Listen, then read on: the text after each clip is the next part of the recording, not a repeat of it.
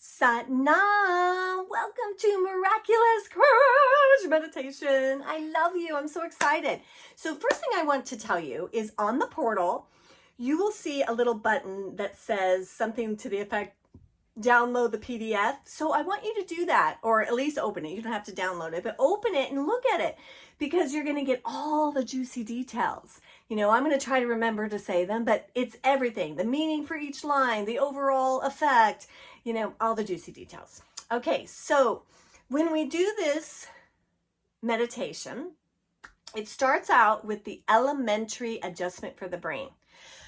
There's a mudra. The first time you start the mudra, you take the thumb and you put it under your pinky and you wrap the sun and pinky over it. So you're going to be going like this.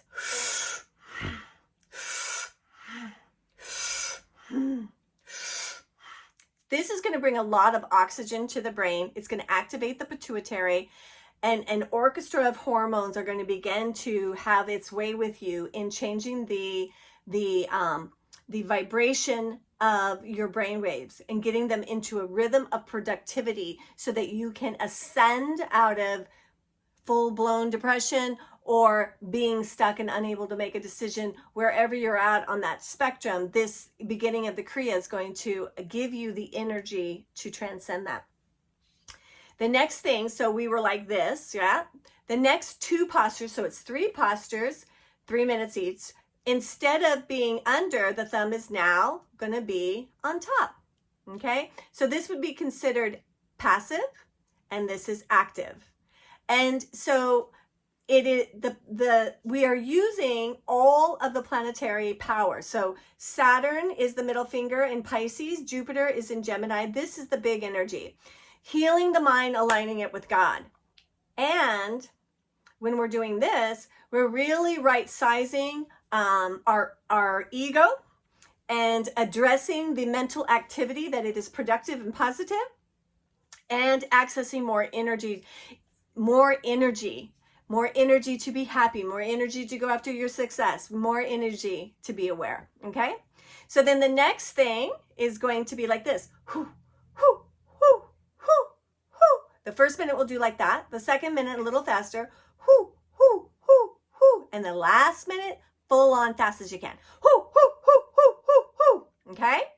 This is going to open up your diaphragm, and it's going to get the kundalini to start surging. The rhythm getting faster and faster is going to elevate the synapses in your brain. Perfect. The next thing is going to be same as the second mudra. So like this. And now now our hands, and we're going to twist this elbow so that it's up towards the heavens. 3 minutes. Breathe naturally. Look at the tip of your nose or the center of your forehead. This is going to release the spinal serum and start to heal you. Start to regulate. So we generate a lot of energy in the first 2. Now it's going to regulate into this peaceful, productive state of awareness. Okay? Then we're going to chant. And during that whole thing, we are being marinated in Chatra Chakravarti. Okay? So then we're going to chant it. And here's how you say it.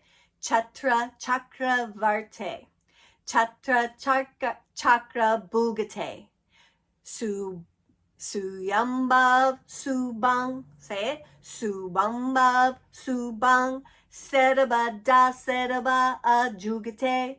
Seraba da seraba ajugate. Dukalang pranasi. Dukalang pranasi. Deyalang serupe. Deyalang serupe. Sadaang asange. Sadaang asange. Abangang bibutate. Abangang bibutate. Okay, we'll be going over it. It's gonna be awesome. It really has a fun. There's so many fun versions of this. And so Chatra Chakravarti is about stepping away from fear, helping us lift out of depression. It's about our higher power being above and below us and in all four directions. It actually says that.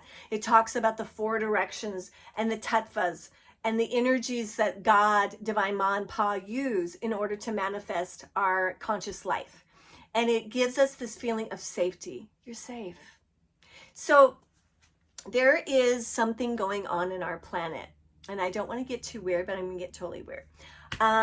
So as humans, we have only witnessed the fall of humanity. The kind of species of human we were there in 24,000 years ago in Atlantis.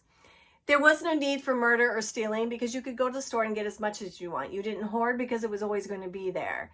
But what started happening is the progression of technology to just like today, to make it easier to have it do things that so we don't have the technology itself turned on humans.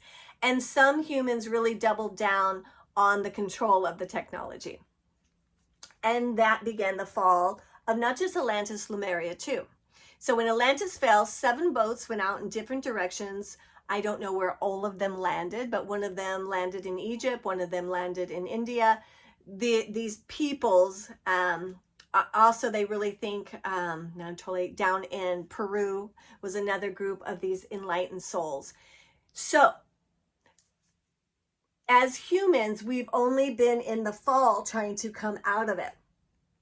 We've never experienced the awakening, and the beginnings of the awakening is happening in our lifetime. I don't know. I don't think we're going to necessarily really see the golden age, but I think we are going to see, and I'm 58. I know I'm going to see the turning the corner, and it's going to be all right. We may feel like by the time I croak, there's still a lot to do, but we'll know we're on the road, and each one of us is a part of it. So America, what's the deal with us? We're a crazy bunch of, wild souls. And we are. And if you go back through history, in the last 2,000 years, this is some of the knowledge I have with the Knights Templar and whatever, they put things over in America hundreds of years before the settling of America started happening.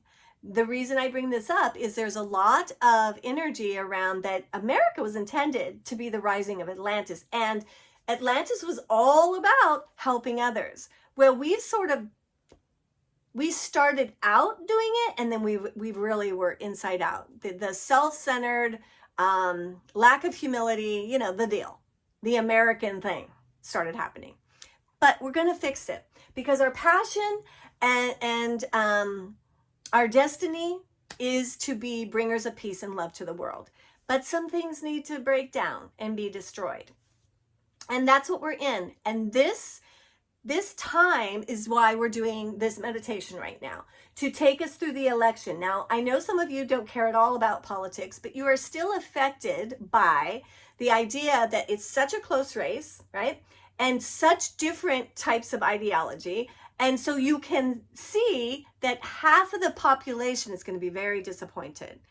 But humans are awakening and working on ourselves. And it doesn't really, I know this can be disturbing for some of you, but it doesn't really matter who wins because where we're going is higher. God's going to use whoever it is. It doesn't matter.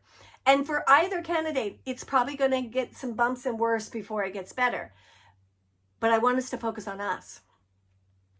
We are the bringers of love. We are the bringers of enlightenment. We are the understanders of the spiritual world. We know why we need to have better food because it affects our spirituality and our bodies, and we're not at full capacity.